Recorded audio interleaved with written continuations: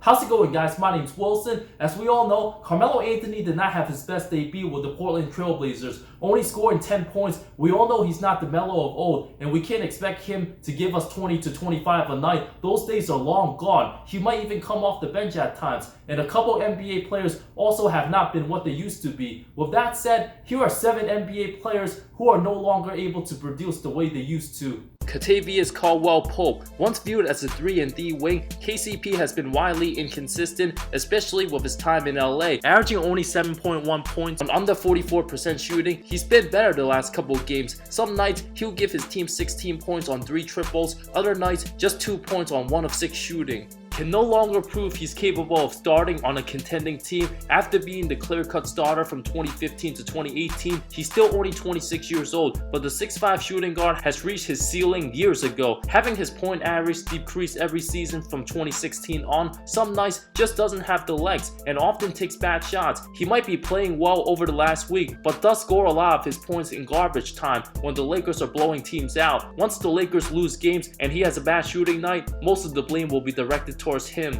Mario Hezonja, intriguing prospect. No longer intriguing, the 24-year-old is still viewed as a huge bust, being the 5th overall pick in the 2014 draft class. Portland giving him 2 years worth $3.6 million looking like a waste. After putting up 5.5 points on 35% shooting in 20 minutes of action this season, his scoring dropped compared to his last 2 seasons where he was on a bad Knicks team and a bad Magic team. The Croatian native has been a disaster, provides nowhere near the production of Mo Harkless. The 4 games he started so far, 11 points, 6 points, 3 points, and 2 points. Unacceptable at all standards. His struggles offensively is another reason why Portland had to go out there and get Carmelo Anthony. While Hezonja provided some optimism last season, having a couple nice highlight dunks and the block on LeBron at the buzzer, his most memorable moment in the NBA so far, being viewed as an athletic prodigy coming into the league, having already played more NBA games than Devin Booker, D'Angelo Russell, and Tyler Johnson. Hezonja clearly doesn't lack experience, but still isn't as polished and still hasn't developed into a consistent player. His advanced stats also don't do him justice.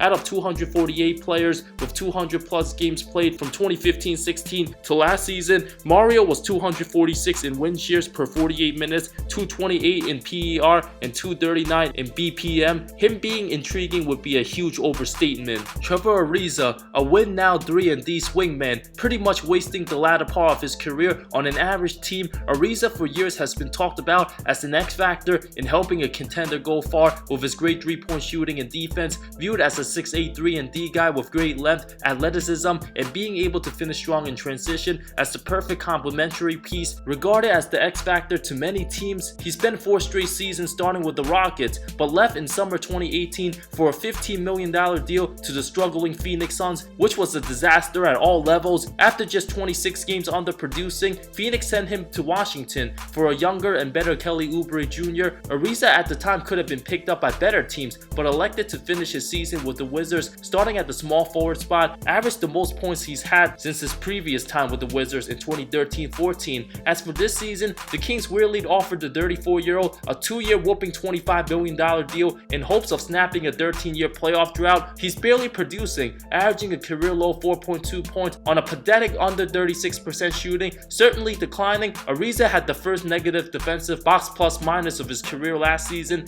and no longer the dependable player he once was. DeMar DeRozan, offensive star. Even though he's still a good player, DeRozan has reached his ceiling and won't be getting any better. Was considered the greatest Raptor all time, spending 9 seasons with the franchise. Kawhi Leonard made DeMar one of the most forgotten stars in the league. San Antonio's currently on a 7-game losing streak, unacceptable for a franchise coached by Pop. The Spurs haven't lost 7 straight since the 96-97 season where they tanked to get Tim Duncan. Now with DeRozan and trade rumors, the 30-year-old continues to come up short every postseason, and it's not looking like he'll make the playoffs this season. Averages between 20 to 24 points a game in the postseason, underperforms, averaging around 21 a game each of the last 2 regular seasons. Not being assertive enough, his team tends to struggle in the first quarter and plays from behind often. DeMar desperately needs to set the tone, but still cannot shoot from the outside. Building a team around him in 2020 is a recipe for disaster, as as what the Spurs are facing now is proven that he can't be a feature star on a team. I predict DeRozan will never be an all-star ever again.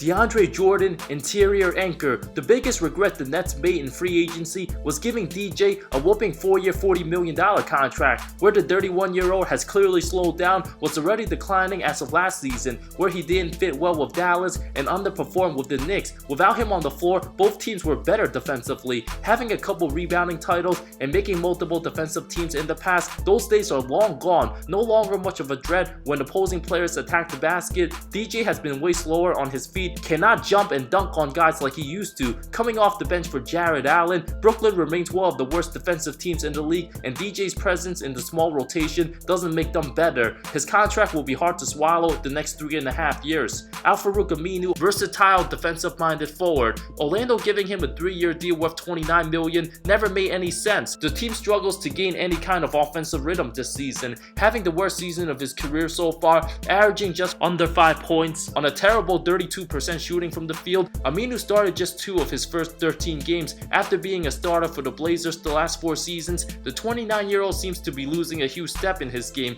was a solid rotation player for Dame and CJ, for a team that was making the playoffs consistently in the West, going to a borderline 8 seed in the East with no chance of getting past the second round. He's getting his paychecks for sure, but he's also wasting his time on a team that doesn't know how to use him properly. Once viewed as a versatile defensive-minded guy who always used to guard the other team's best players, Aminu's not helping the Magic improve whatsoever. James Johnson, aggressive backup. Being a journeyman for his career, playing for 5 different teams, Johnson got his first big contract with the Heat in summer 2017, giving him a 4-year worth $60 million after struggling to fit in with Toronto, Memphis, Sacramento, and Chicago. The 6'9" power forward averaged the career best 12.8 points in the 2017 season and was a nice rotation player for Spoelstra, who did damage off the bench, played very aggressively, was also a great defender for a team who tried to remain competitive, provided toughness, very hard-nosed, strong at boxing out. Johnson started to decline last season, averaged just 7.8 points, and this season, after only 4 games, he's putting up just 5 points a game in 14 minutes played. Combined with the Heat having some nice pieces, Johnson will likely continue to fall out of the rotation. Thank you so much for watching this video. What other players have I not mentioned that you guys see are declining this season? Let me know in the comments below. I talk NBA comparisons, amazing storylines, NBA history, and anything basketball that will interest you. If you love the NBA, subscribe for more content, more great stuff coming soon. I love all of you. See you next time.